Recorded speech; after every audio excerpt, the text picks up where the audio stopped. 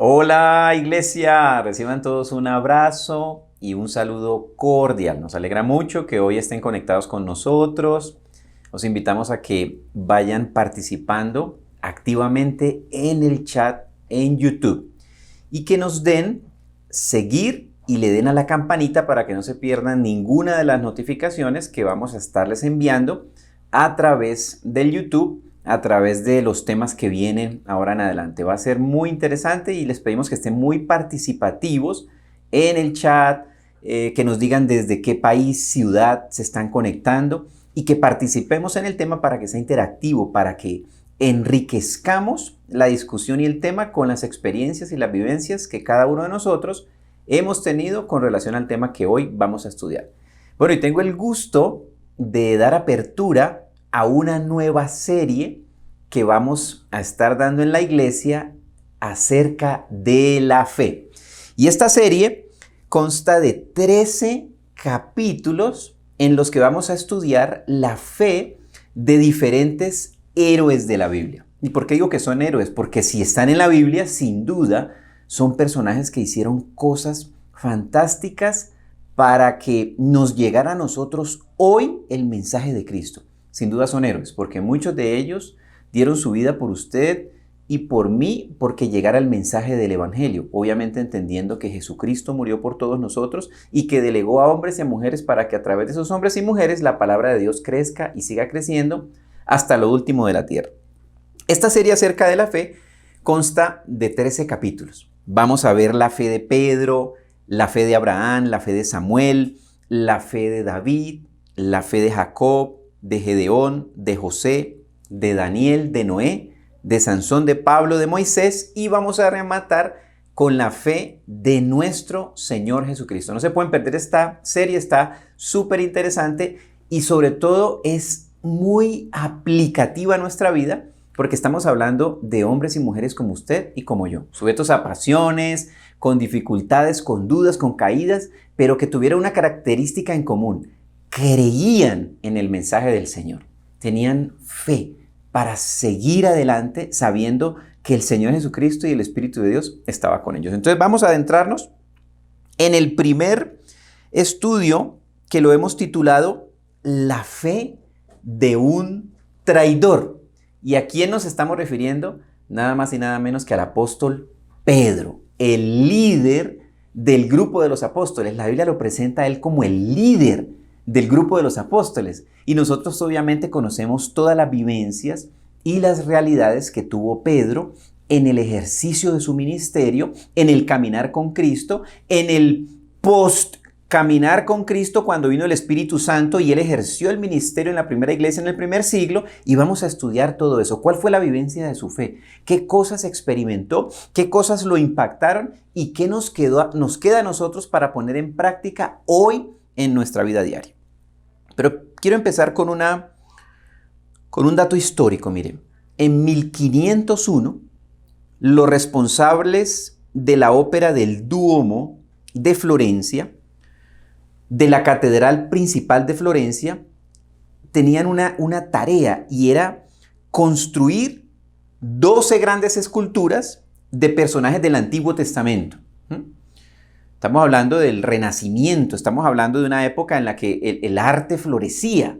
Entonces ellos deciden que iban a poner 12 esculturas de personajes del Antiguo Testamento que se iban a poner en los contrafuertes de esa catedral de Santa María del Fiore. En 1501 ya habían 2 esculturas hechas, faltaban 10. Entonces traen un bloque de mármol extraído de Carrara, el famoso mármol de Carrara, y que había sido transportado a Florencia por el mar Mediterráneo. Estamos hablando de un bloque enorme de 5,5 metros de altura y que pesaba más de 6,000 kilogramos de peso. El solo hecho de extraerlo y traerlo por el Mediterráneo y luego subirlo por el río Arno hasta Florencia era todo un desafío. Yo estaba en el bloque y le encargan a un artista llamado Simone de Fiesole que hiciera una de estas esculturas que ellos querían poner en la basílica. Pues Simone de Fiesole estropeó el bloque de mármol. no lo pudo tallar. Luego lo abandonan por cierto tiempo y viene otro escultor, Agostino di Duccio. Y luego viene otro más, Antonio Rossellino. Esculpieron el bloque sin éxito y lo terminaron abandonando con varias fracturas y partes a medio trabajar. Lo intentaron esculpir, tallar y no pudieron hacerlo y terminaron dejando el bloque fracturado y a los ojos de ellos dañado. Las autoridades de la Ópera del Duomo comenzaron la búsqueda de un escultor que lograra terminar el trabajo. Y ahí fue cuando le encargaron a Miguel Ángel esculpir el David. El corte de la piedra era defectuoso para estos tres personajes que lo habían intentado tallar. Era demasiado estrecho y demasiado alto. Era un bloque que no servía a los ojos de ellos. Y ese fue el bloque que usó Miguel Ángel para tallar el David, que hoy en día se considera, si no la más importante obra maestra del Renacimiento, una de las más importantes, una de las obras maestras. Y David la talló de un bloque que ya varios habían tallado y habían considerado que era defectuoso y que tenía fracturas y que no servía para tallar nada. Y David fue tallado por Miguel Ángel de un bloque defectuoso. Este hombre, el 16 de agosto de 1501, empezó a esculpir el David y terminó como casi 3 años después. Pero ya habían pasado 25 años desde que estos otros 3 escultores habían desechado el bloque. ¿Y por qué traigo este dato histórico? Porque nosotros somos como un bloque de mármol. Quizás un bloque abandonado en una bodega, como fue abandonado ese bloque por 25 años. Quizás muy grande, ¿sí? Muy angosto, muy defectuoso, como decían del bloque de mármol. Y quizás trayéndolo a nuestra vida, quizás muy pecadores. Quizás con muy poca experiencia. Quizás muy torpes. Quizás muy ignorantes, muy incapaces. Muy ineptos, con muchas fracturas. Y ya mucha gente nos ha intentado esculpir y nos ha dejado huellas de las esculturas que intentaron otros hacernos. Y nos dañaron y nos fracturaron y nos pusieron en una bodega por muchos años. Pero Jesucristo llegó a nuestras vidas porque Él tenía un plan. Y tiene un plan con usted y conmigo. Y es que nosotros no somos una obra terminada. Estamos en un proceso, ¿sí? En donde el escultor, que es Jesucristo, lo escogió a usted y me escogió a mí. Y el Espíritu Santo está esculpiendo en nuestra vida la imagen de Cristo, ¿sí? Que eso es lo que dice, eso es lo que dice la Biblia. Y vamos a ver cómo ocurrió en todos estos hombres de fe, que eran bloques defectuosos, que eran bloques fracturados, que eran bloques desechados, eran bloques dejados, pero que en las manos del Señor se convirtieron en obras maestras del Espíritu Santo y de lo que cada uno de ellos hizo en el llamamiento al que el Señor los llamó. Y nosotros igual, el Señor nos ha llamado, nos ha puesto una tarea, nos ha puesto una misión, una función, un objetivo, un propósito, y estamos en ese proceso de perfeccionamiento. Y el común denominador de todos estos hombres fue la fe. Ellos creían en Jesucristo. Ellos creyeron en Jesucristo y el Espíritu Santo llegó y esculpió en ellos la imagen de Cristo. Vamos a ver entonces la fe de un traidor, la vivencia de Pedro y cómo experimentó ese proceso de renovación y de transformación.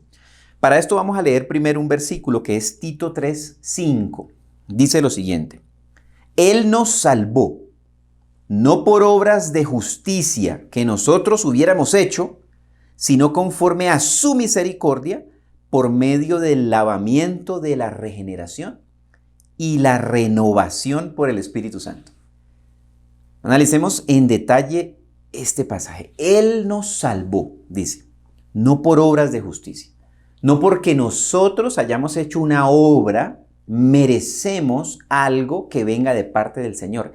Él decide amarnos, Él decide salvarnos. La palabra de Dios dice que Él fue el que nos escogió a nosotros. Dice, yo los escogí a ustedes, ustedes no me escogieron a mí. Entonces, Él escoge el bloque de mármol.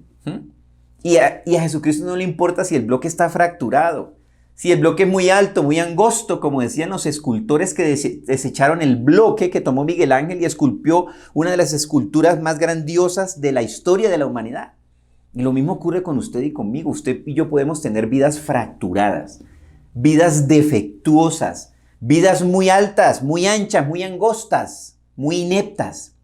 Pero Jesucristo en nosotros es el que hace la diferencia. Dice que Él nos salvó, no por lo que nosotros hicimos, sino conforme a su misericordia. Ya somos partícipes de su misericordia, de su amor, de su gracia. Y en la cruz inicia para nosotros ese proceso de salvación. Ese derramamiento de la sangre de Cristo, dice el versículo, hace un lavamiento de la regeneración. Regenera mi vida, regenera mis esperanzas, regenera mis ilusiones, regenera mis anhelos, regenera el plan para el cual Él nos puso a nosotros en la tierra con ese propósito maravilloso.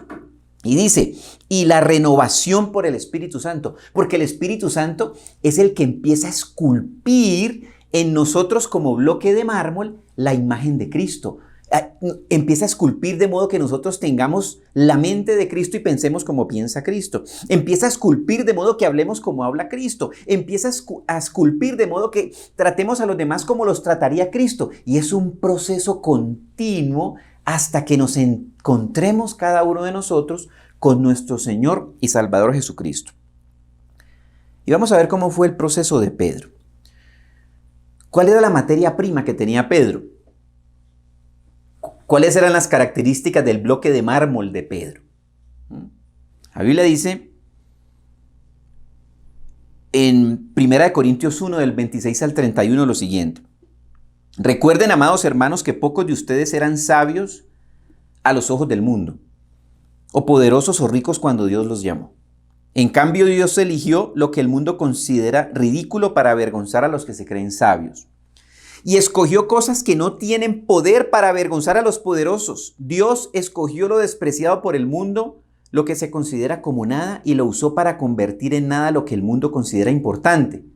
Como resultado, nadie puede jamás jactarse en presencia de Dios. Entonces, básicamente está diciendo, mire, no hay ninguna característica especial en usted para haber sido escogido. Tampoco la hubo en Pedro ni en ninguno de los apóstoles. Eran hombres comunes y corrientes como usted y como yo. Eran hombres del común, eran hombres con dificultades, con vivencias y con cosas que los hacían quizás a los ojos de nosotros hoy en día en un proceso de selección, no los más aptos para ser escogidos. Y hay un pasaje muy interesante cuando el Señor le dice a las multitudes, ustedes me siguen porque yo les doy de comer.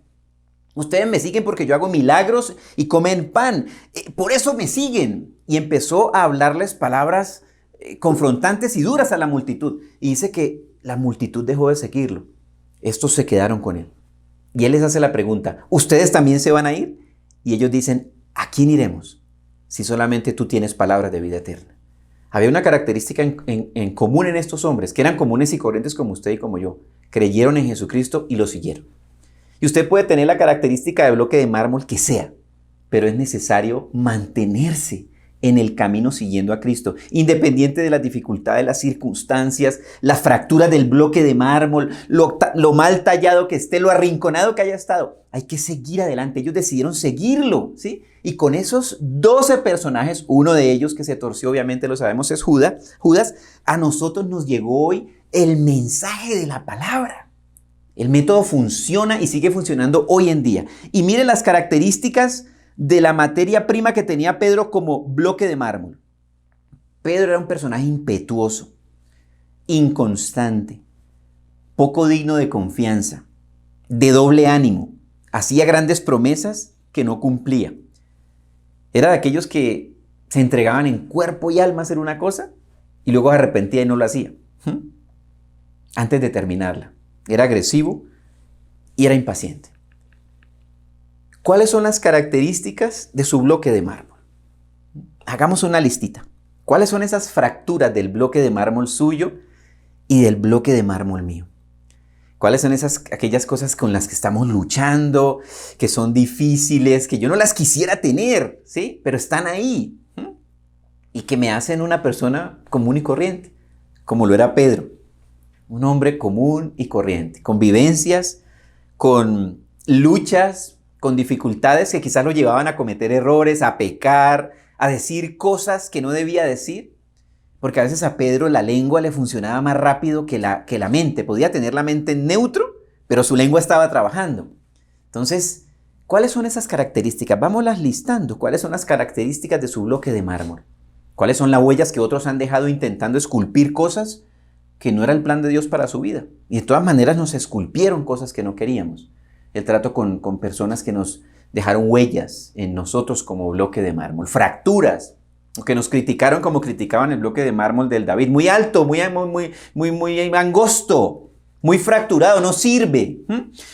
Y este personaje también lo vemos en la Biblia haciendo cosas que uno diría, wow, este Pedro, Dios mío, mira las cosas que hizo Pedro. Lo vemos dejando que Satanás hablara a través de su boca. En ese famoso pasaje en el que el Señor Jesucristo se voltea y le dice, apártate de mí, Satanás. No pones tus ojos en las cosas del cielo, sino en la de la tierra. Entonces vemos un Pedro que, influenciado por Satanás y siendo parlante del diablo, uno dice, wow, Pedro, el líder de los apóstoles, ¿sí? Tremenda realidad que tenía Pedro. Lo vemos con una espada en un acto extremadamente violento, arrancándole la oreja a Malco, el siervo del sumo sacerdote. Agresivo, extremadamente agresivo. ¿Y dónde quedó registro? Nada más y nada menos que en la Biblia. Nada más y nada menos que en la Biblia. Lo vemos sabio en su propia opinión. El Señor Jesucristo le dijo, mira, Satanás ha pedido para zarandearte.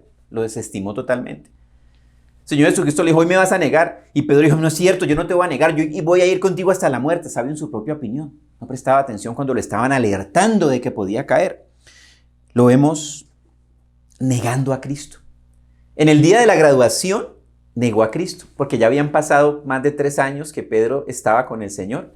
Y en el último día, cuando el Señor fue a ser entregado, Pedro niega a Cristo.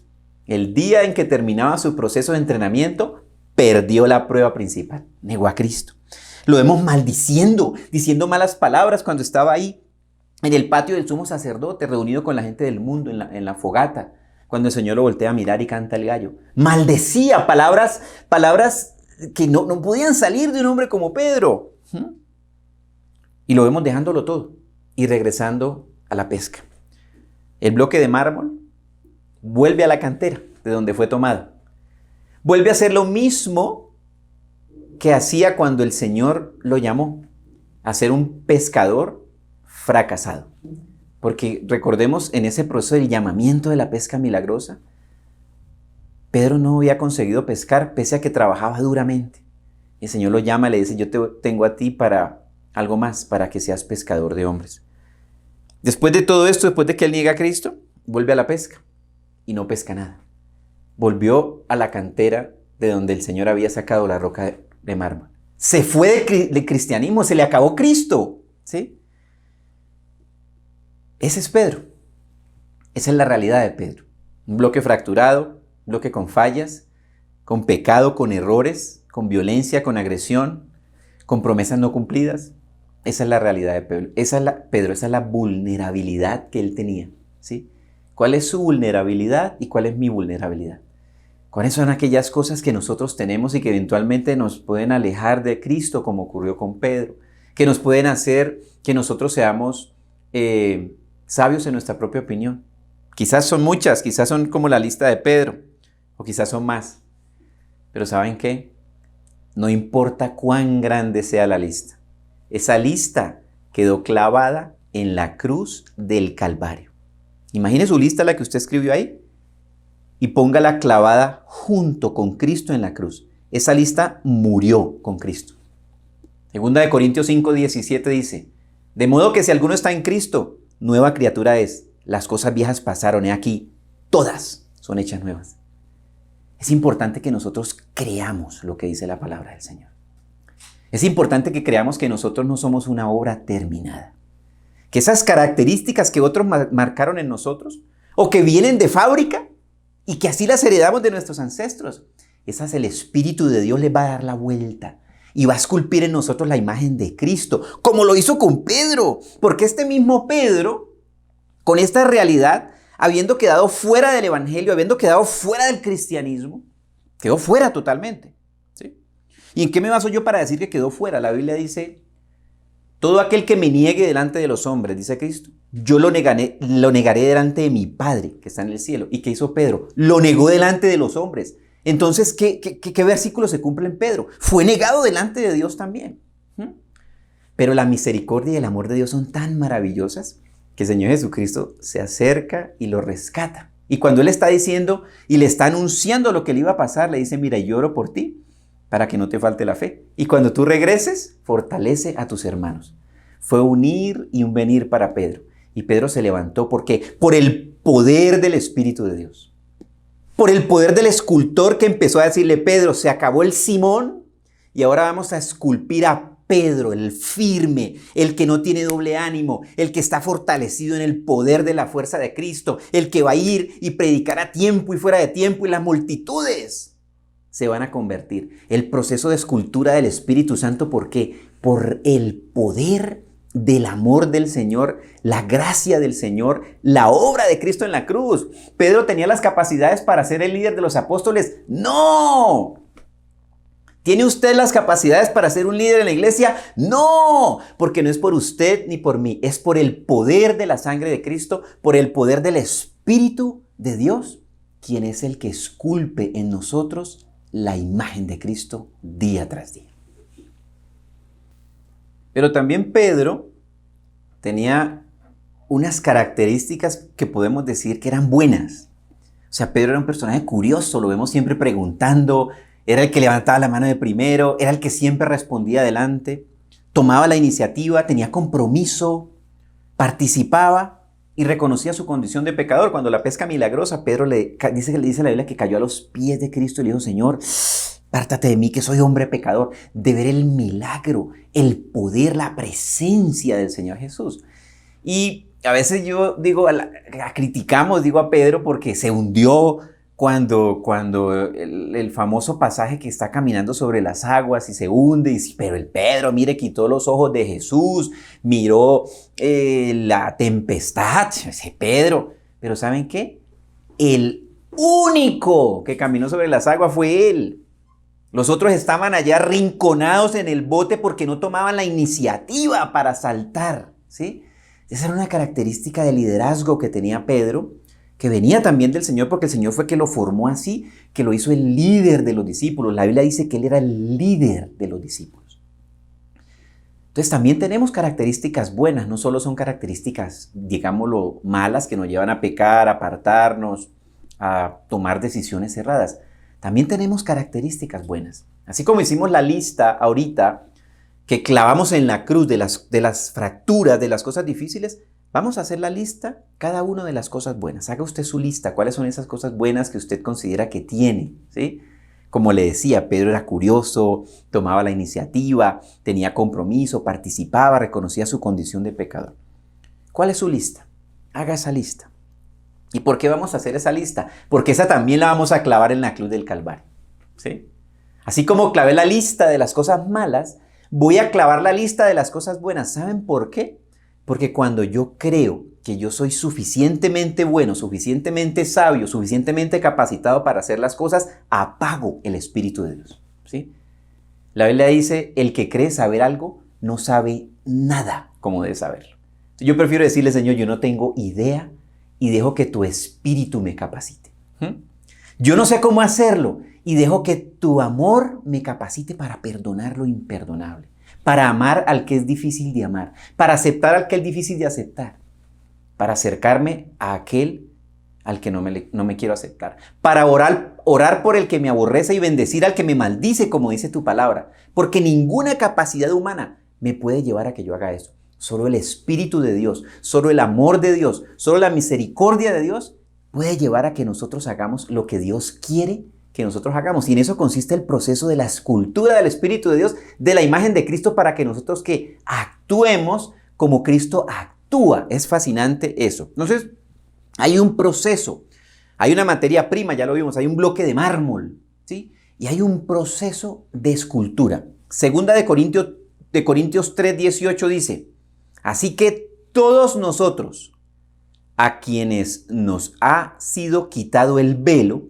podemos ver y reflejar la gloria del Señor. Mire esta parte A del versículo. Dice ¿quién? Todos nosotros. Nos ha sido quitado un velo y podemos ver y reflejar la gloria del Señor. El Señor, quien es el Espíritu, nos hace más y más parecidos a Él a medida que somos transformados a su gloriosa imagen. Es un proceso de escultura, ¿cierto? Proceso de tallado. El Espíritu nos hace más y más parecidos a Él a medida que somos transformados a su gloriosa imagen. El Espíritu Santo empieza a esculpirnos a medida que somos transformados a la imagen ¿de quién? De Cristo. Usted no quiere ser parecido a Daniel, a Pedro, a Juan, a José, no, a Cristo. A Cristo es donde el Espíritu de Dios nos está llevando. Dice, nos hace más y más parecidos a Él. Partiendo de un bloque fracturado, un bloque desechado, un bloque vil, necio, menospreciado por el mundo, pero escogidos por Dios para avergonzar a los sabios, escogidos por Dios para imponer las manos y que los enfermos se sanen, escogidos por Dios para echar fuera demonios, escogidos por Dios para manifestar el poder que hay en la obra de Cristo en la cruz, el poder del Espíritu de Dios, escogidos por Dios para anunciar las virtudes de aquel que nos llamó de las tinieblas a su luz admirable. No somos nosotros, eso somos usted y yo, llenos de errores y dificultades. Claro que sí, ¿sí? Y eso nos hace que aceptos para aplicar a la lista de los escogidos, porque esas son las características que tuvieron los que Cristo escogió. Ninguno se caracterizaba por habilidades distintas, poderosas como hombres. No, eran comunes y corrientes como usted y como yo. Entonces el proceso de Pedro, después de que él niega a Cristo, después de que sale básicamente del cristianismo, se regresa a la pesca, termina todo para él.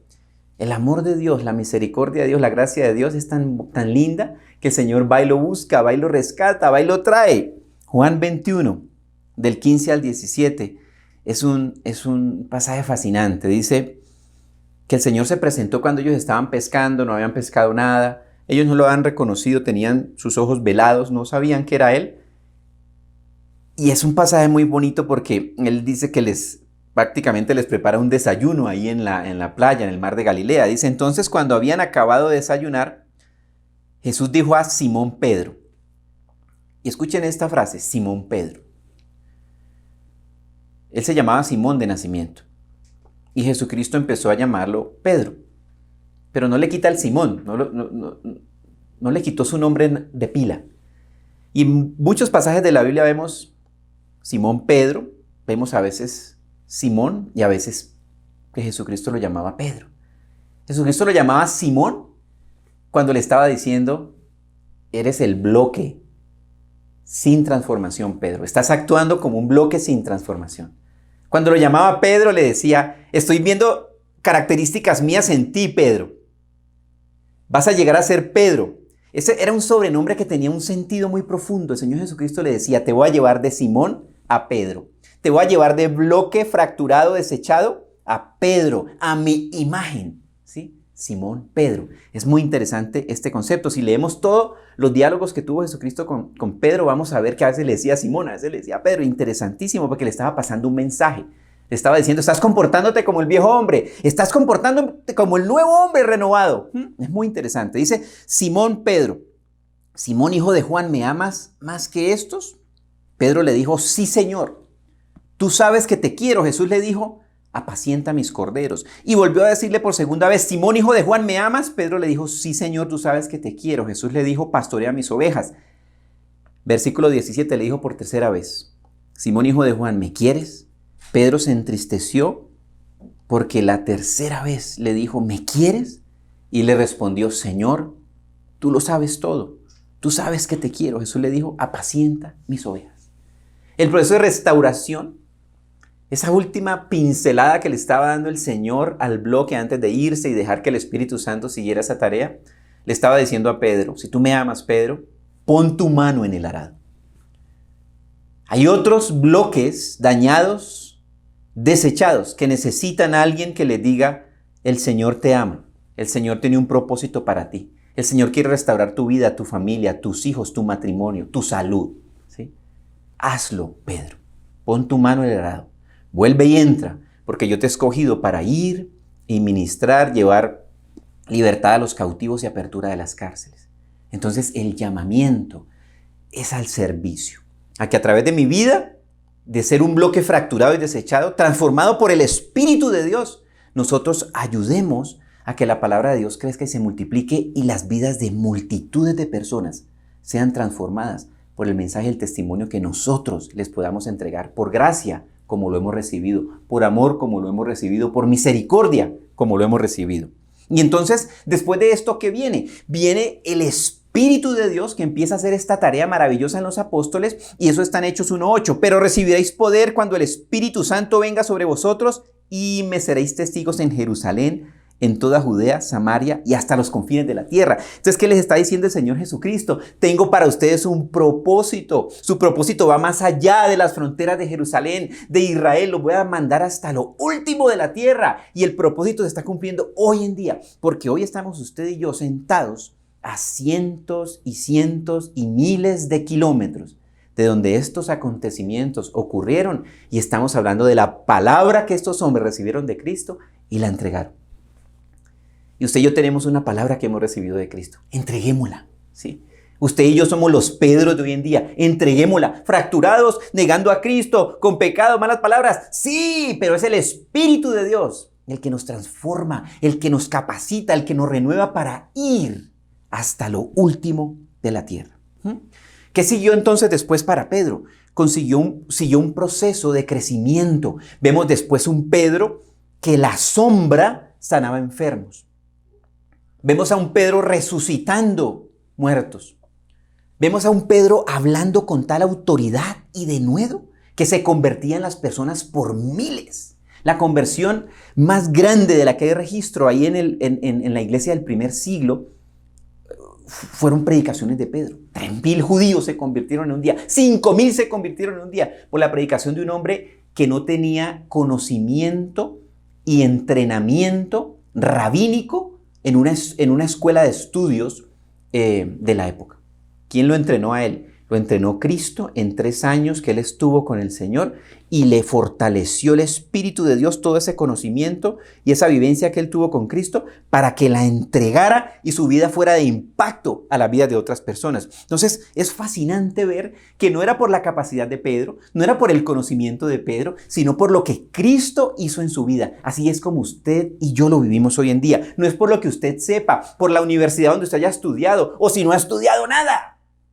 Es porque Cristo está en usted, es porque usted cree en Cristo, es porque tiene el Espíritu de Dios y Él lo capacita, me capacita. ¿Para qué? Para ir y llevar buenas nuevas a los abatidos, vendar a los quebrantados, sanar a los heridos, a los bloques que han sido dañados.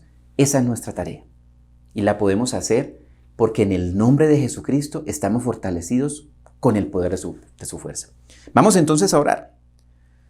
Vamos a orar por esto, no sin antes leer cuál es el resultado de todo este proceso, de este proceso de escultura que hace el Espíritu Santo, de este proceso de tomar ese bloque desechado y traerlo y formar a Cristo en cada uno de nosotros. 1 Corintios 12, 27 al 28. Ahora bien, vosotros sois el cuerpo de Cristo, y cada uno individualmente un miembro de él. ¿Sí? Fíjense lo espectacular. No es la montonera ahí de la iglesia, del cuerpo de Cristo. Cada uno individualmente miembro de él. O sea, para Cristo usted y yo somos individualmente especiales. ¿Sí? Porque si en el mundo usted y yo hubiésemos sido los únicos por los que Él hubiese venido a morir, igual lo había hecho. Por amor a nosotros, dice la Biblia, Él puso el gozo delante de Él y por eso fue a la cruz. ¿Y cuál era el gozo de Cristo para ir a la cruz? Usted y yo, ¿sí? Y las personas a las que usted y yo le vamos a llevar el mensaje del Evangelio. Las personas que están esperando que alguien les diga, el Señor te ama, el Señor puede restaurarte, no eres una obra terminada, el Señor no ha terminado contigo, el Señor te ama tanto que no te quiere dejar en el estado en el que tú estás. Así como hoy nosotros podemos decir que no nos vamos a quedar en el estado en el que hoy estamos, porque el Señor no ha terminado su obra con nosotros. La Biblia dice que la buena obra que Él empezó en nosotros la perfeccionará hasta el día de Cristo. Vamos a orar. Padre, te damos gracias, Señor bendito, porque nosotros sabemos que no somos muchos sabios ni muchos poderosos, Señor bendito. Ni muchos ricos, Señor, para que tú hayas decidido escogernos porque había una característica especial en nosotros. Tu palabra dice que no es así. Tu palabra dice que tú nos escogiste por amor, Señor. Y hoy te damos gracias por amarnos, Señor bendito. Porque tú pusiste gozo delante de ti para ir a la cruz. Y ese gozo éramos nosotros, Señor. Yo era ese gozo que te movía a ir a la cruz. Y seguiste, Señor, hasta la muerte pensando en mí, Señor. Gracias. Hoy te doy gracias por pensar en mí para ir a la cruz, Señor bendito. Pese a mis errores, pese a mi gran lista de errores, Señor, que hoy escribí con tantas cosas, tantas dificultades, tantas falencias y pecados, Señor bendito. Tú me escogiste a mí. Y hoy esa lista que yo hice, Señor, la clavo en la cruz. Porque tu palabra dice que el acta de decretos de maldición que me era contraria, como consecuencia del pecado y la herencia de maldición que heredamos de Adán y Eva, murió en la cruz. Tú la llevaste, Señor, y la quitaste de mi vida para siempre. Quitaste de mi vida la maldición. Y me has guardado, Señor, como dice tu palabra, Señor, bajo tus alas y bajo tu manto. Estamos escondidos en Cristo. Ninguna condenación hay en nosotros porque estamos en Cristo. Somos la justicia de Dios en Cristo. Gracias porque por tu sangre soy perdonado, justificado. Y porque tu Espíritu me regenera, dice tu palabra, Señor. En ese proceso de formar tu imagen en mi vida. Capacítame, Señor. Enséñame, oh Dios bendito. Guíame en este proceso, Señor. Y forma, Señor, tu imagen en mi vida, Señor bendito. Gracias porque también me has dado, Señor, habilidades, talentos, dones. Esos también los clavo en la cruz porque no quiero creer que por ese conocimiento, sabiduría y gracia que tengo, logro las cosas. Clavo en la cruz, Señor bendito, mis coronas y mis reconocimientos. Y declaro, como dice tu palabra, no es con espada ni con ejército, sino con el Espíritu de Dios. El que cree saber algo no sabe nada como conviene. Declaro que no sé nada y me glorío en mis debilidades para que repose en mí el poder de Cristo. Reconozco que soy débil, Señor bendito. Débil al pecado, débil, Señor, a las dificultades. Repose tu poder y me fortalezca en el nombre de Jesús, Señor. Y gracias, Padre del cielo, porque ciertamente, Señor, he sido un bloque de mármol fracturado, en donde muchos me han dejado huellas y marcas. Pero tú entraste a mi vida, Señor, y soy una obra en progreso continuo, Señor. En tus manos, el escultor, el Espíritu de Dios, llevándome a la imagen de un hombre y una mujer perfectos, a la imagen del Señor Jesucristo, mi Dios, mi Salvador y mi Hacedor. Gracias, Señor bendito. Gracias porque por gracia me has amado, me has salvado y me escogiste a mí. Porque tu palabra dice, no me escogisteis vosotros a mí, sino que yo os escogí a vosotros. Te alabamos y te bendecimos y te damos gracias en el nombre que es sobre todo nombre de Jesucristo nuestro Señor. Amén. Bueno, iglesia, la fe de un traidor, que independiente de haber sido traidor, Cristo lo amó eternamente, como lo ama a usted y a mí, independiente de lo que hayamos vivido, de las fracturas que hayamos tenido o aún tengamos como bloques y como obras en un proceso formativo hasta la imagen de varones y mujeres perfectas, como dice la Biblia. Entonces vamos a difundir esta palabra, vamos a compartirla con nuestros amigos, con nuestras familias. Los invitamos a que nos sigan en el canal de YouTube, se suscriban, le den a la campanita para que les llegue el mensaje, el siguiente mensaje que vamos a dar de esta serie tan fascinante acerca de la fe, porque la Biblia dice que la fe viene por el oír y el oír por la palabra del Señor. Los amamos, iglesia, y le mandamos un abrazo caluroso a todos ustedes.